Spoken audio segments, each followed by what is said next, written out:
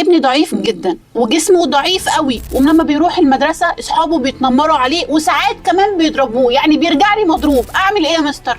انا عارف بقى ان انت في ذهنك ان ابنك لازم يرد عليهم. اوعي تعلميه ثقافه العنف، اوعي. بس الافضل تركزي على بنيانه الجسدي. اول حاجه شوفي نوعيه الاكل اللي بياكلها. ضعيف جسديا حضرتك قلت كده، فليه ما نفكرش في نوعيه الاكل؟ ليه ما نطورش من نوعيه الاكل ونشوف دكتور تغذيه يتابع معانا؟ ده مهم جدا. الحاجه الثانيه الثقه في النفس. لازم تعلميه ازاي يكون واثق في نفسه، وانه لما حد يجي يضربه يقول له لا ما تضربنيش، ده من حقه على فكره. الحاجه الثالثه فين دور المدرسه؟ انت لازم تشوفي المدرس المسؤول عن المواقف دي وتتخذي اجراء حاسم مع المدرسه. 3 حاجات: ثقه الولد في نفسه، اكله وشربه وجسده. مفيش ما يمنع انك تشتركي له في جيم. ايه المانع انه يشترك في جيم من دلوقتي؟ دي حاجه مهمه قوي. شجعينه يمارس رياضه. الحاجه الثالثه شوفي المدرسه فين دور المدرسه. معنى كده ان في ديفكت كبير جدا في المدرسه بتاعته، فلو سمحتي شوفي البند ده مهم قوي.